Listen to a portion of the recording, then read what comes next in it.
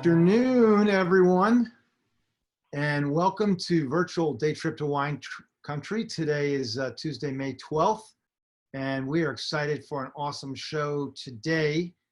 We are heading west again. Today we're going to Sonoma, specifically to Healdsburg, California, and the Dry Creek region, famous for Zinfandel wines. And we will learn more about that momentarily. We're heading to Ridge Vineyards. That's right, the world famous Ridge Vineyards. Ridge makes exceptional single vineyard wines since 1962, and we're heading to the Ridge Vineyards Lytton Springs winery location, which is awesome. Lytton Springs calling card is really working with 100-year-old vines and focusing on Zinfandel. And I don't throw around that world famous terminology lightly. I can't help myself but mention that Ridge had a Zinfandel, the East Bench Zinfandel, that was selected to be served at the last state dinner of the Obama administration in the White House, a state dinner with a foreign, world leader.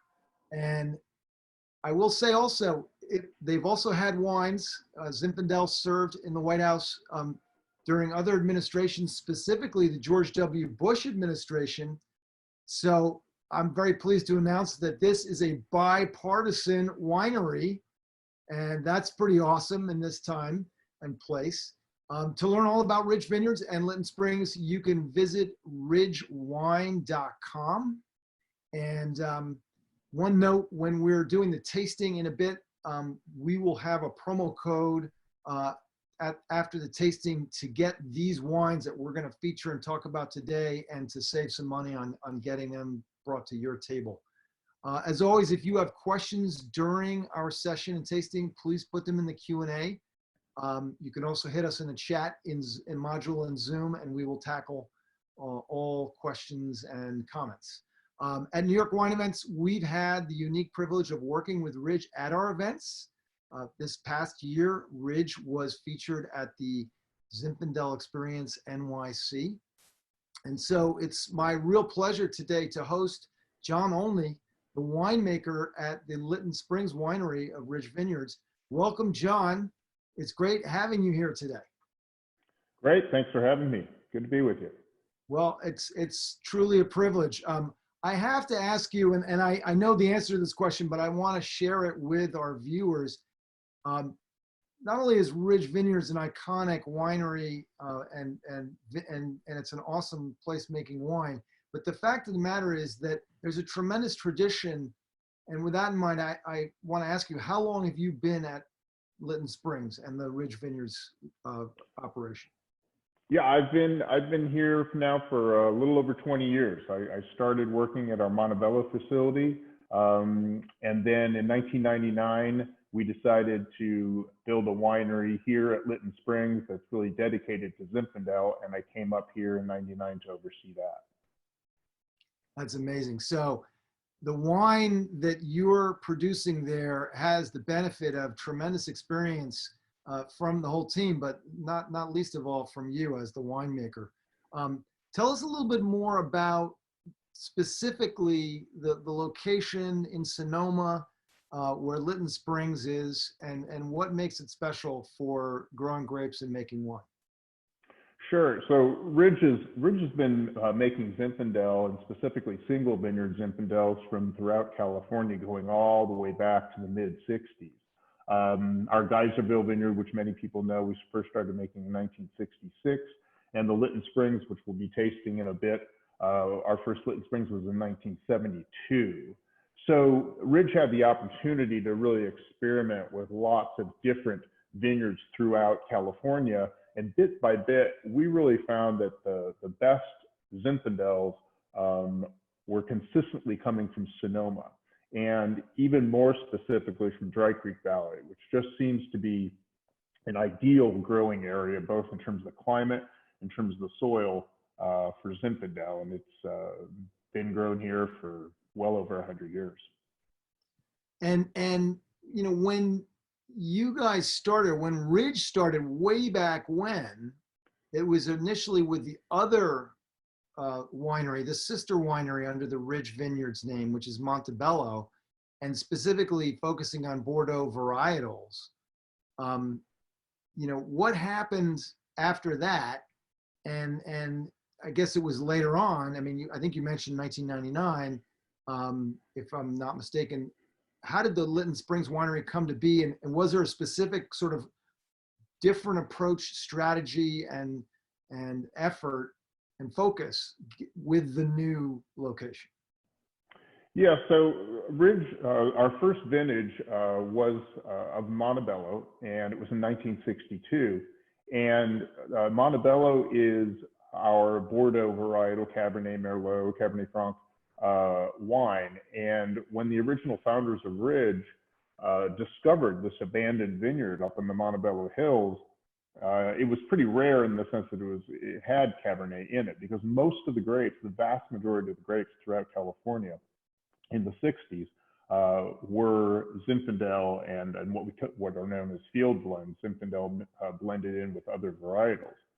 So as the original founders of Ridge started to replant this Cabernet vineyard at Montebello, they went exploring around California, initially looking for more Cabernet, but there wasn't any. Instead, what they found were these Zinfandel vineyards. So they began experimenting with those and really taking the sort of the European approach of, it's all about the specific site. So Ridge was making single vineyard Zinfandels probably before anyone was, because back in the 60s, most people just blended it to make one brand of wine. Because back then, Zinfandel was like more of a blending grape, at least in that area of California. Yeah. Correct. That's how most. I mean, in so many words, the California sort of came from more of a like making sort of jug wine brands there, where you just combined all sorts of vineyards just to get a style. And it wasn't until later on that people started putting it in bottles, started taking single specific vineyards seriously. And Ridge decided to experiment with some of these old vines vineyards, and they discovered that Zinfandel in certain places could be a tremendously complex wine, and that's how we got down the Zinfandel road. We have our first question, and it's a really good one. It's from Scott, and he asks, he understands that Ridge Vineyards is on the label, and that's the winemaker, but can you explain the difference of all the labels at Ridge? Are they operated separately or under their own Ridge brand? For example, Montebello versus Lytton Springs versus Boatman. And I think there's probably two levels to the answer, but go ahead, John. Sure. So in terms of the wineries, okay, we have two facilities. We have one winery at Montebello, which is our original winery, and that's about an hour south of San Francisco in the Santa Cruz Mountains. That's where we grow all of our Cabernet and the small amount of Chardonnay that we make. And the focus there is mostly the Bordeaux varietals, although we also make some Zinfandel there as well. Here at Lytton Springs in Sonoma, we make pure, almost all Zinfandel here. And as far as you see the Ridge label and the different names, our label looks essentially the same, and the only thing that distinguishes one label from the next is the vineyard it comes from, because all of the wines that we make at Ridge Vineyards are single vineyard wines, with one exception, which is Three Valleys, which is the one wine we make where we combine a number of different vineyards. And I think just to add to that, Scott, you have to look at the bottle. It'll say somewhere, because all of the logo, the labels look the same, whether it's Montebello or Lytton Springs. But if you look carefully, the Boatman is from Lytton Springs. The East Bench is from Lytton Springs. And if so, you can, by looking at the bottle closely, you can tell which winery it was. I think that was if it says Healdsburg on it, it came from here, right? Right. If it says Healdsburg versus What's the Cupertino. municipality? Cupertino. Cupertino. There you go. All right, that was a great question. And you know, what's it in terms of the grapes? You're not entirely an estate winery, although how many acres are you farming at Lytton Springs, for example? At Lytton Springs, we're farming about 150 acres. Not, it's, so we have the main part of the winery, which are the old vines right outside the winery, and then we have another ranch right alongside it where we make some of our club wines. So we have a number of different things there, like we make a Syrah and some other things. So it's not just for Lytton Springs. Got But it. we farm or lease more in the range of 300 acres. If you look at all of Lytton Springs, all at Geyserville, the East Bench. So this is really a very concentrated area for our whole portfolio of wines. So is it about 50-50 estate wines, wines that are made from the grapes you grow yourself versus ones that you're sourcing? No, it's more like 70-30, that either we own or lease and therefore control the farming over 70%, and then 30% we purchase from outside growers. So getting back to the White House, how does that go? Somebody says, oh, hey, next week, they've asked us for X number of cases of the East Bench at the White House. I mean, how does that go? Yeah, well, I think they actually just did it through our distributor out east. But what I understood from the East Bench was that Mario Batali was in charge of putting this. It was the occasion was for the Italian consulate ambassador was visiting, and that was what the dinner was about. So they had Mario Batali sort of orchestrate the menu, and he chose the East Bench. He thought that was really going to be the wine for the food he was making. Yeah, no, that's awesome. Where are you guys, and talk about sustainability a little bit. Where are you in terms of that, and how is that sort of an ongoing focus and as you look into the future? Yeah, absolutely. Ridge has been, we've been moving to organics over probably an 8 to 10 year period. We're over 95% organic, and the last 5% is transitioning into organic. And we're actually the largest organic producer of grapes, both in Sonoma County and in Santa Clara County down in Montebello. So it's something that's very important to us that we've really, gone all in on. And obviously that has a real impact on sustainability of the land and of the farming. What's the impact on the consumer? If somebody is drinking a Ridge wine and they know that it's 95% organic, and at some point, in the relatively near future, it could be 100% organic. How does that? Sure. How do they process that information? These are big, bold, beautiful California wines. Am I going to have less of a reaction to tannins, or are there other additives? Am I going to, how does that affect the person drinking the wine when you talk about organic?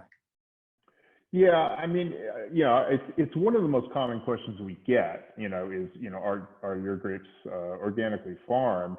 Which right off the bat tells you that there's a lot of interest, a lot of concern about, what is actually, what's being sprayed on the grapes, what's potentially coming in on the grapes, and obviously what could, be in the residual wine. So I think there's just a better feeling when you know that everything that's gone into producing the grapes is organic. I mean, we go a long way to really stress the fact that our wines are naturally made, and so much so that in 2011 we actually started putting on the back label, we put ingredients. We put an ingredient list because there's over 40 things that are actually legal to put into wine that we don't really think are quote unquote natural things. You have mega purple and all sorts of additives, and we don't add any of those. So we just tell people that all that's in here is the grapes, the oak from oak aging, and nothing else. So I think there's just I think people come to wine drinking as it's sort of a connection to the earth, and having nothing in between that connection, I think, is very important to people. Yeah, no, absolutely. We get the question all the time at our grant tastings, on our tours. Is it organic? Occasionally, people ask, is it vegan? Right. And there are some wineries that actually have selections or all of their selections being vegan, for example. Can you take us on a little bit of a tour here? We got some other photos. What's this image in my background here? So what you're seeing there is the Lytton Springs winery. You can see the solar panels up on the roof there. We generate most of our electricity here on site. And then in the foreground is the Lytton Springs vineyard, and those vines are a classic field blend. So you have about 70% of that is planted to Zinfandel, 15% would be Petit Syrah, 5% would be Carignan, and then there's a % or 2 of a whole bunch of different varietals, including some whites. So that vineyard, well, it's now almost 120 years old. So really some of the oldest vines to be found anywhere. Tell our audience why old vines are important and what's so good about old vines, because we hear about them. Most, if not all, of the vines that you're growing grapes with are over 100 years old. What's the deal with old vines? Well, I think there's a couple of things. I mean, for one thing, when you think about a vineyard which has survived through Prohibition, for example, when so many vineyards were torn out, one of the things it tells you immediately is that if you have a vineyard where someone has bothered to keep this going for that long through many, many hard downturns, there's probably something special there. So that right off the bat is usually an indication. I mean, if you have a vineyard that doesn't really perform well, just kind of makes lousy wine or average wine, those are usually the first ones you're going to pull out. Then second, Zinfandel as a grape is a fairly vigorous grape. And so as the vine gets older, the metabolism of the vine slows down. It produces it produces fewer grapes, smaller grapes, and you get greater concentration, and also sort of this balance, and this really nice balance between acidity and ripeness. Whereas when the vines are young, a lot of times the sugars can really shoot up so high that it's really difficult to pick it at the right moment. And also the excess or there's more juice in the berries at that point, so it doesn't have quite the concentration that you get in old vines. Right. No, I think that's a great thing to know, because we see it as consumers. We see it on wine labels, and occasionally wonder, well, what's the story with the old vines? Well, let's take a look at the barrel room. And let's then the winery. This is part of the tasting room, I believe. Yep. Are these Zinfandel grapes behind me here? They look like Zinfandel grapes. It's kind of hard. I need to see more of the leaf, but I think they are. And this I love this picture of the barrels at Lytton Springs. I mean, just gorgeous. Yeah, we stack our barrels. It's called pyramid stacking, like that, and that's because down at Montebello, where we first started making wine, we have limestone cellars, and you can't get into them with forklifts, which is how most barrels are stacked in California on metal racks. Right. So it's done the old-fashioned way. All right, well, let's jump into the tasting. What are we going to taste first? East Bench? Yeah, first wine we're going to taste is East Bench. So we have two wines. We're starting with the East Bench and then the Lytton Springs. Both of these are from Dry Creek Valley. And East Bench, we've been talking about most of our Zinfandels coming from older vineyards. The East Bench is actually a vineyard that we had our eyes on for many years that was fallow, and we thought it'd be a great place to grow Zinfandel. And it's up on the bench, as the name suggests, up above Dry Creek Valley, and it looks out onto the valley from the east side. And beautiful red soil. So we were able to get a lease on this land in 1999, and we planted the vineyard in 2000. And unlike most of our Old Vines vineyards, which are a field blend, this is one of the few we make which is 100% Zinfandel. And since we planted it in 2000, obviously relatively young vines. But to me, it just really, really exemplifies what Zinfandel's about, and specifically what it's about in Dry Creek Valley. It just has this, right even from the nose, you get this beautiful sort of cornucopia of just fruit that really comes out of the glass. And there's a darkness, there's kind of a mineraliness, and then on the palate, the wine, again, lots of raspberry fruit, but there's a little grip to it. There's a little earthiness there. There's a little added complexity whenever you have Dry Creek Valley Zinfandel. I think that stands out and kind of differentiates it from other Zinfandels, which can often be just sort of this real, often described as just sort of a jammy fruit and just very super soft. This has got a little more structure to it, and I think a little more nuance. And what would you pair this East Bench with? And this is, for those of you remember what I said a little while ago, this is the wine that was served at the Obama last state dinner at the White House. What would you serve with it? What did Mario Batali serve with it? Well, I think Mario will probably go with Italian food, but I think with summer weather coming up, people are getting the barbecues out.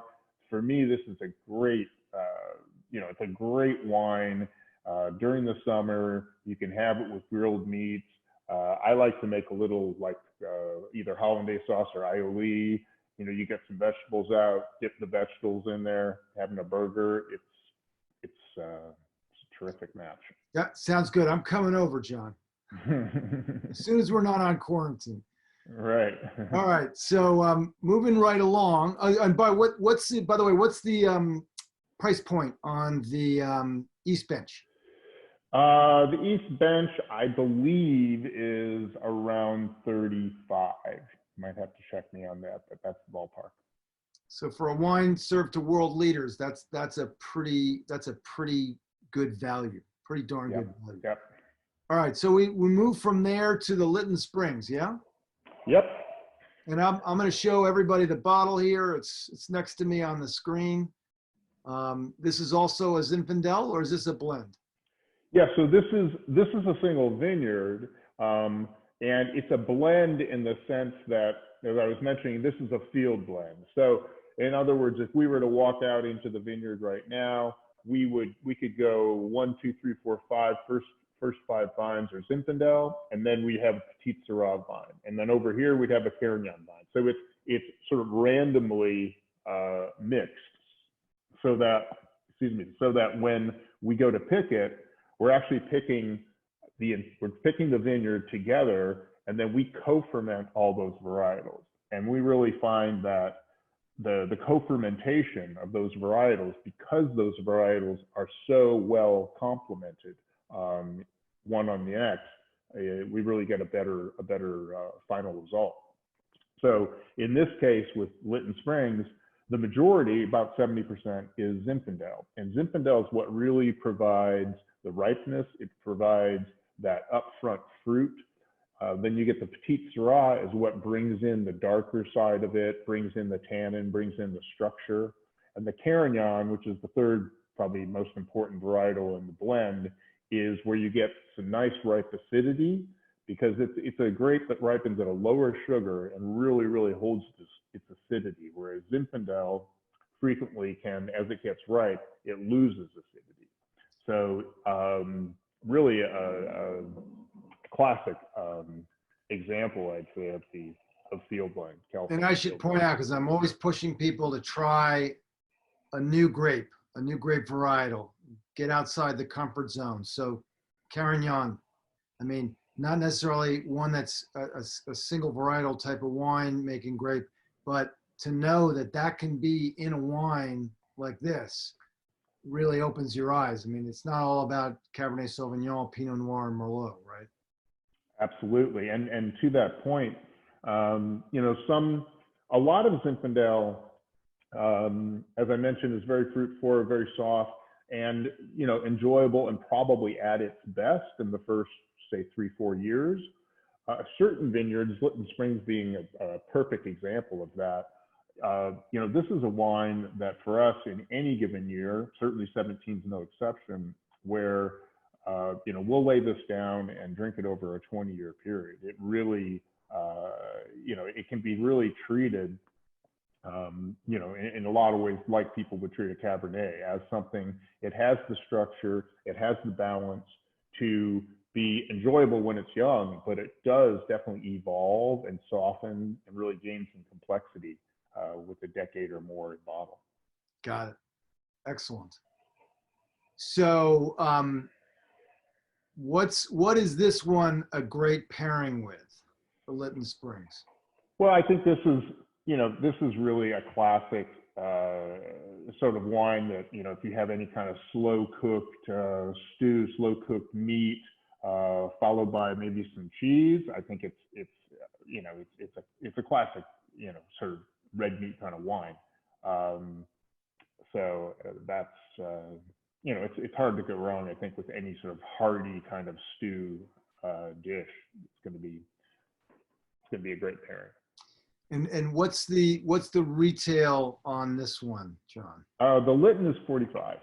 45. Okay. Excellent. All right. Should we head to the Boatman? Yeah. Let's move on over to the Boatman, and this is a great sort of provides a great contrast to what I was saying about the Lytton Springs. So these are about 35, maybe 40-year-old vines, so not as old, but getting there. And this is Alexander Valley, so very hot climate. It's a beautiful vineyard. It's named after Tim Boatman, and he actually in the early 80s went and he lives on this real steep hillside, and he terraced these hillsides. He did a beautiful job. It's a really remarkable vineyard, very, very steep, all terraced, very, very rocky. But it makes a wine that for Zinfandel, I find it's very, very elegant. It's very soft, very approachable, very sumptuous type of Zinfandel, and really quite a comparison, for example, like I was saying, to the Lytton Springs, that has sort of darker fruit, has more of that structure and tannin. With the Boatman, it's all about this effusive sort of fruit and just softness. It almost drinks a little bit, I mean, in a certain sense, a little riper than, but almost a little bit like a Pinot Noir. I mean, it really has that really sumptuous body to it. That's awesome. Yeah, it's funny you mentioned that, because I was once at a dinner and asked by the people I was with to order the wine, and one of the guests she said, listen, I only drink Pinot Noir. So I picked the biggest, most bodacious California red Zin on the wine list. I think it was like a Hendry or a Turley or something. And we opened it up and poured it, and I said, how do you like this? And she said, this is the best Pinot Noir I've ever had. Yeah, no, it's true. I've had to talk a few people into trying Zinfandel before, and one of the comments I get when someone will try it will be like, "I don't like Zinfandel, but I like this," which is one of the greatest things you can hear. Right. You know, that's Well, you know, people need to get out to California when we're not on quarantine to the Zinfandel experience in San Francisco. And that's a great example where you can walk around from table to table, winery to winery. There's over 100 different wine producers there, and it's all Zinfandel. And there's some extraordinary wine, and it just opens your eyes to the depth and the breadth of that particular varietal and style of winemaking. So yeah, no question. And so the Boatman, what is the Boatman's price point? Boatman is about 34, 35. Excellent. And then so if it's a little more Pinot Noirish, what's that pairing? Well, yeah. For example, I love having this wine. You know, being out on the coast, we have access to a lot of really good salmon and tuna. So, for example, a tuna steak, which is just a little rare in the middle, and then some vegetables alongside. If it's the middle of the summer, maybe a little ratatouille, something like that. It's a great pairing. And I like it, and I like this wine also, right at cellar temperature too. Sort of, has a little bit of coolness on it, and it's delightful. It may be a gauche habit of mine, but I enjoy most of my red wines, certainly the bigger full-bodied ones at cellar temperature. Yeah. 55, 60 degrees. I don't like them warm. No, I agree, and they're always going to come up a little bit. So if you take them out a little bit cool, pretty soon they'll be at room temperature. Now, how do these wines do if you decant them? If you got a beautiful decanter at home, talk about that. Yeah, so all of our wines, as a general rule, are wines where without over extracting, we're really trying to take out as much of the phenolics, the tannin, the color as we can. So our wines really tend to be, when they're this young, tend to really benefit from decanting. In fact, what we do frequently at the winery is what we call double decanting. So you take the bottle, you pour it into a decanter, and then you actually pour it back into the bottle, so it gets a double aeration. Interesting. And I think it definitely helps when they're young, and very frequently, if you have a glass or two of our wines when they're young, and then you come back to it the next day, a lot of times they'll be even more open and enjoyable the next day. So when they're young, yes, they definitely benefit from aeration. That's super cool. The double decanting, you gotta have some manual dexterity for that. Yeah. Back and forth. Awesome. All right, so let's move on to the Pagani Ranch. This is our finale, 2017 Pagani Ranch Zinfandel. Yeah, so the Pagani is it's a really neat vineyard, very unique. First of all, it's in Sonoma Valley, so that's north of the town of Sonoma and south of the small town of Kenwood, and it's in this really unique microclimate where to the south of it, it's very hot, and yet there's just this area that's carved out where it gets a lot of fog and it stays cool. So this is one of the last Zinfandels for us that we harvest in any given year, and it comes in with this acidity, which really kind of changes the whole profile, both in the nose and in the flavor. It has this just really sort of focused, I call it almost like a boysenberry fruit.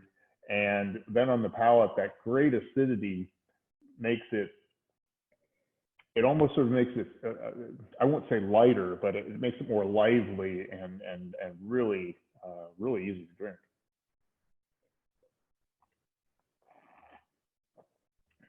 And so, and this one, the Pagani Ranch Zinfandel, what's the price point and what's a highly recommended pairing for it? So this is also 45. And, you know, I think, you know, maybe the East Bench does well, also goes well with Italian food. But for me, I think this is a terrific wine with Italian food. If you're having pasta dishes, tomato based, especially, you know, if they have cheese in there, it kind of cuts through all that, and really thirst quenching with that great acidity. So pretty much anything Italian, it's a go-to. I've not tasted this one yet, but I will tell you, John, that it sounds like the kind of awesome Zinfandel from California that years ago got me excited about wine. And somebody gave me a bottle of really good California Zin. I didn't know anything from anything. And my wife made a beautiful spaghetti and meatballs that night. And I said, well, why don't we open this bottle that this business associate of mine gave me? And, you know, I tasted it before she set out the dinner. I let out a yell. I was like, oh my God. She's like, what's the matter? I said, this is the best wine I've ever had in my whole life. And it went so well with that spaghetti and meatballs red sauce. And, you know, I was hooked. I was like, my God, there's a world here that we don't even know about. Yep. And it's why we do these broadcasts, and it's why we get guests like you on this show, is to hear about these extraordinary wines. Life is too short to not enjoy these kinds of wines. Yeah, absolutely. So I promised everyone we would share. Your marketing team was kind enough to put together a special promo code for our guests on the show today. And so I'm going to share that on my screen. Let me know if you can see it. Go to ridgewine.com and use promo code NYWE10 and get 10% off any of the featured bottles that we did the virtual tasting of today. So that's NYWE10, get 10% off at ridgewine.com. And I think that it's such an honor to be able to talk about and feature these wines. Your winery, John, it's so well known and so well respected that I think it's a wonderful thing for us to be able to call it out, especially while we're all home and looking for great wine and food pairings. Absolutely. And again, it's ridgewine.com. Make your way there. And listen, thank you so much. We'd love to do another session with you guys. Maybe we'll do it around some specific pairings of wine and food, and also learn about some of the other selections at Ridge as well. So, sounds good. Thank you so much for being a part of it. We will see you soon, and when things open up, we'll be out to visit. All right, great. Cheers. All right, John. Be well. Thanks everybody for watching. Take care now.